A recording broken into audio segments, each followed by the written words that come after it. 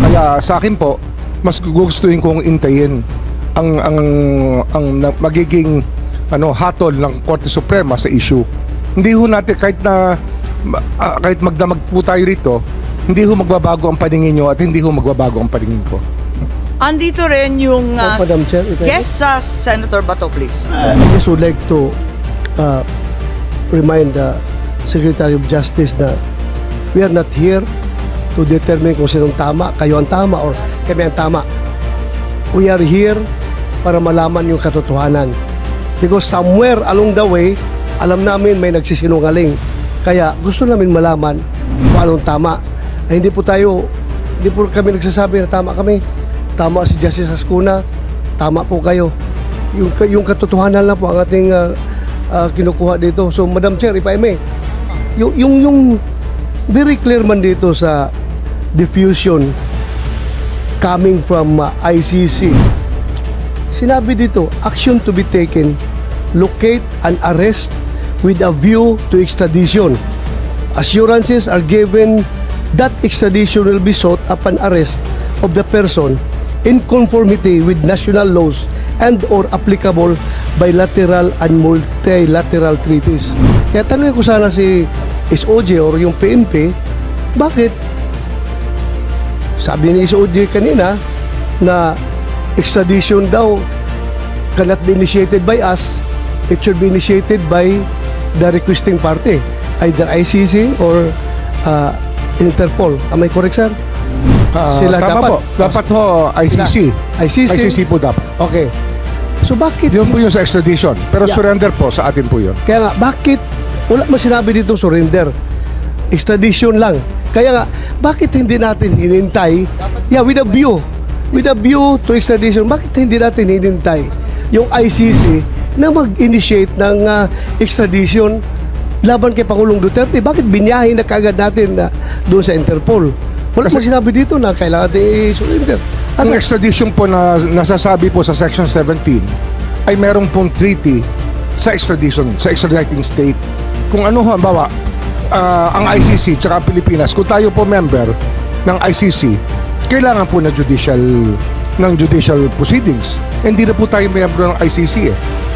Kasi kung member po tayo ng ICC, nakakatulong sana kay President Duterte na hindi po siya ililipad.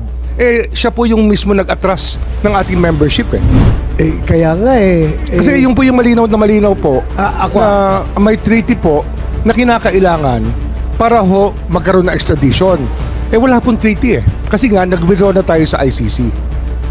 Kasi di ba treaty yung dati, sapagkat ang Senado po nag-concur po sila sa treaty. But unilaterally it was withdrawn by the President.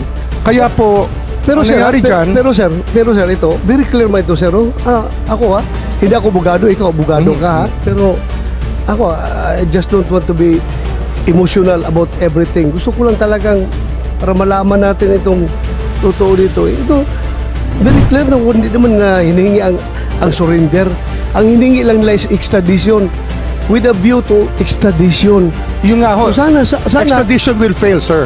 Extradition will fail because wala ho kung ako tatanungin nyo ngayon, kasi nga wala nga tayong treaty. So kung will fail, bakit pa natin sinurrender si Pangulong Duterte? Yung extradition po nakalagay sa batas, state party po ang isa pong tinitingnan natin. Bansa po ang sinasabi sa Section 17.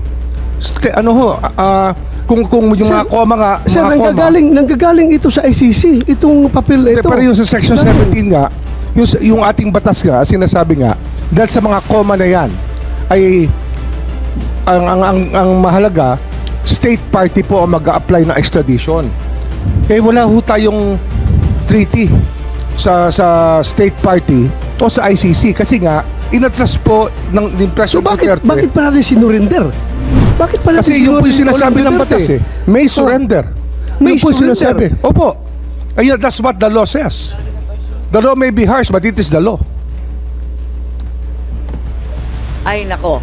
Very clear man ito, sir. Extradition lang ang pinagkuhan. Bakit tayo pinilit na i-surrender? Hindi man lang naghintay for a request. ICC. Kung di ho tayo umatras sa ICC, kung di ho inatras ni President Duterte yung ating membership sa ICC, talagang extradition po lang. So kung umatras na tayo sa ICC, bakit pa kailangan Nawala ho yung treaty natin. Kailangan pa natin i-surrender. Nawala ho yung agreement natin, sir. Sir, kaya nga sir, bakit pa natin sinurrender? Kasi wala naman tayo, to start with, wala tayong Rome Statute na Yun po yung option. pagbabasihan dahil wala na tayong, hindi na tayo membro. Bakit pa natin sinurrender? Mr. What's the Senator, purpose? Mr. Senator, yun po yung option na binibigay ng batas sa authorities sa amin po, sa amin pong departamento at sa ating pong executive department. Malinaw po yun. Ang surrender po ay isang option na pwedeng gawin. Pero hindi yun ang hiningi ng Interpol. Maliwanag yun, hindi po ba? Hindi kasi Dahil hindi nandyan sa binabasa natin, doon sa diffusion order with a view to extradition, di ba? At yun lang. Hindi pa nga dumating yung request, wala pa rin yung assurance that extradition will be sought. Hindi nga ho All maaaring that was indicated was with a view to extradition. Hindi So, ho nga aandar ang extradition sapagkat hindi nga tayo, Binuntagan na ninyo wala na lahat tayong ng treaty mga- with ICC eh. Nawala na nga yung ating membership. Kaya wala na hong extradition na route. Ang nangyari po, surrender route na lang po ang naiwan. Madam Chair. Kung di ho nag-withdraw si President Duterte, wala ho tayong naging problema. O kung wala na tayong treaty, locate and arrest with a view to extradition. Hindi mo magawa ang extradition dahil wala na tayong treaty, di ba? So hanggang arrest lang tayo. Bakit mo biniyahe? Pwede mo namang isurrender dito sa local courts natin. Ipakulong mo dito sa Pasay. So, ang maliwanag, Bakit mo pa sinurrender? Yun po yung yun ang best judgment namin. Yun po ang tingin namin Hindi, ina-admit na mabuti po ay. sa ating bansa. Mabuti. Yun po yung aming paningin ang pinakamabuting gawin under the circumstances for our country. Yun po ang aming tingin, ang tama namin ginawa. para nakakabigla naman dahil sinasabi ninyo, wala na nga tayong ICC, di wala tayong obligasyon. Hindi, pero yung Pinagtagal na lang ninyo. ma'am, yung extradition kasi, pumapasok yan dahil membro tayo ng ICC. Dahil nawala tayo sa ICC, wala na tayong option sa extradition. Kasi tayo mismo nag-withdraw nawala tayong treaty natin. Kaya sumugal tayo sa surrender. Pero oo, yun talaga yun ang naging Pero, best judgment namin. ang sugal na yon, hindi nagsasaad na may obligasyon ng Pilipinas. Walang obligasyon talaga. Hindi, ano ho ito eh. Ang obligasyon ito to the rest of humanity eh. Wala na nga ang Yun nga ho yun extradition. Kasi Eh, di yung ano pa yung sinusunod po natin, obligasyon? yung ating international humanitarian law na 9851.